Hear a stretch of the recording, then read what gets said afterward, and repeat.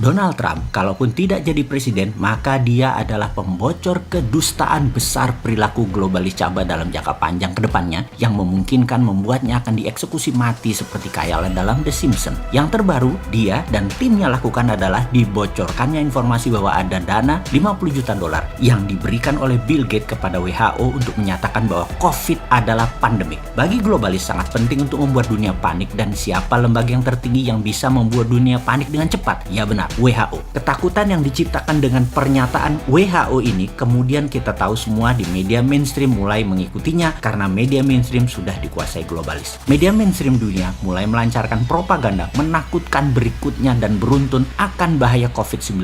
Mundurnya Amerika sebagai negara donor di banyak multinational organization seperti PBB, WHO membuat organisasi yang telah dikuasai globalis ini menjadi mandul. Namun untungnya ada salah satu globalis yang mau jadi dewa, yaitu Bill Gates, yang dimana setiap 10 dolar anggaran yang dibutuhkan oleh WHO, Bill Gates memberikan $1 donasinya. Karena itu Bill Gates bisa mengendalikan. Sekali lagi, banyak organisasi besar di dunia yang dikendalikan oleh globalis, termasuk oleh Bill Gates. Globalis memang anti negara, anti nasionalis. Kendalinya ada di PBB, WHO, dan sejenisnya. Karena itu, Trump yang agak koslet otaknya menyatakan Amerika keluar dari lembaga multinasional karena tidak bisa dikendalikannya lagi organisasi dunia tadi. Semua globalis yang kendalikan sudah tidak mewakili umat manusia. Dalam 20 langkah globalis mengendalikan dunia kali ini yang terdapat dalam informasi Bosman sebelumnya, dikatakan bahwa nomor 2 ada poin dalam tanda petik melepas virus yang sedikit mematikan dibandingkan flu. Dengan kekuatan berita WHO ini membuat percepatan efek menakutkannya atau terorisme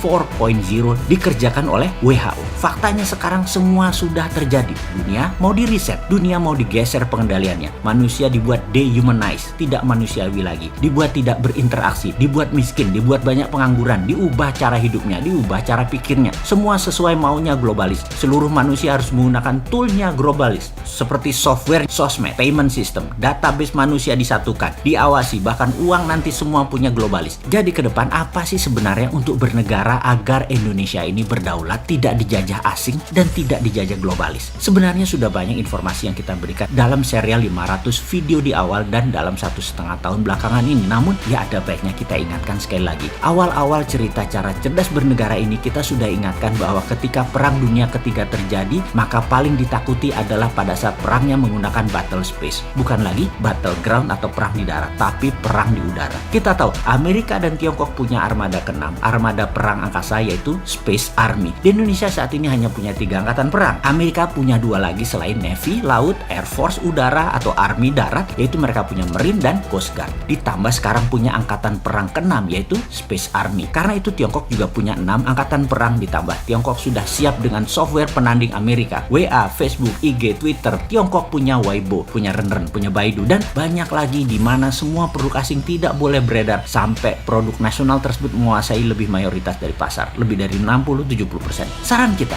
Indonesia harus membantu produk anak bangsa untuk berdaulat ini kalau mengerti cara bernegara dan pejabatnya ingin Indonesia berdaulat, bukan hanya memanfaatkan peluang oportunis yang pragmatis ikut-ikutan arus negara lain. Kita harus punya Google-nya Indonesia, WA-nya Indonesia, seperti Turki saat ini yang lakukan, seperti Elon Musk dengan kampanye anti Facebook, anti WA yang menjual data. Karena apa-apa yang gratis, Anda adalah produknya. Capek nggak Anda jadi produk? Makanya jangan pakai produk yang menjual data. Elon Musk menyarankan pindah ke Signal, namun Erdogan menyarankan pakai produk dalam negeri Turki. Ini keren. Lalu Erdogan memerintahkan rakyatnya memakai BIP. Indonesia bagaimana? Pemerintah sarankan rakyatnya pakai dinaran misalnya sebagai payout system yang di-endorse pemerintah. Salah, nggak jualan produk sendiri. Maaf, jangan. Kita fokus ke lainnya saja. Oke, pemerintah lakukan seperti apa yang Tiongkok lakukan, seperti list di bawah ini. Baidu, Google-nya Cina. Alibaba, Amazon-nya Cina. Didi Sucing, Uber-nya Cina. Baike, Wikipedia-nya Cina. Niche, Instagram-nya Cina. Weibo, Twitter-nya Cina. Renren, FB-nya Cina. WeChat, WA-nya Cina. Youku, YouTube-nya Cina. QQ adalah Gmail-nya Cina. Sahabat muda, melihat hal ini ke depan, mari kita bangun platform digital itu semua, dan kali ini kita meminta pemerintah ikut turun tangan. Tiru apa yang Tiongkok lakukan untuk negaranya, yaitu protek kepentingan nasional. Setelah kita membangun ratusan platform tadi, maka pemerintah dengan gagah berani harus melakukan apa yang sebuah negara revolusioner berani lakukan. Seperti Tiongkok, seperti Turki. Uber tidak boleh masuk Cina sampai Didi Sucing menguasai lebih dari 70% pasar, Alibaba menguasai lebih dari 70% pasar, baru Amazon boleh masuk. WeChat menguasai mungkin lebih dari 60%, WA baru boleh masuk. Weibo menguasai 60%, baru Twitter boleh masuk. Itu nasionalis namanya. Pejabat kalau berani begini, itu baru namanya patriotis. Walaupun nantinya perusahaan tadi walaupun mayoritas, pemerintah Tiongkok masuk ke dalamnya, tapi tidak apa-apa. Mereka tetap nasionalis dan kalian sahabat muda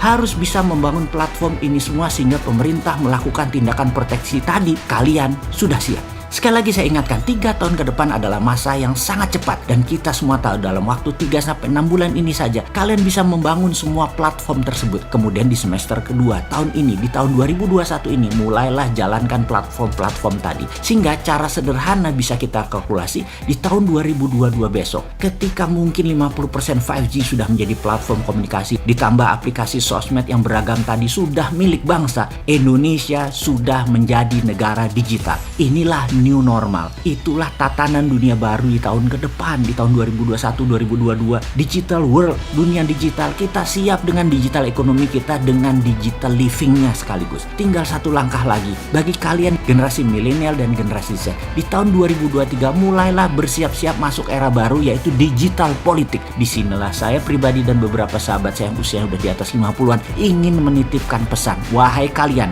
ambil alih dengan elegan semua hal digital mulai saat ini hingga seterusnya. Pastikan pemimpin bangsa ini ke depan usianya muda dan di tahun 2024 nanti adalah mereka yang new mind, yang mendukung kedaulatan digital nasional.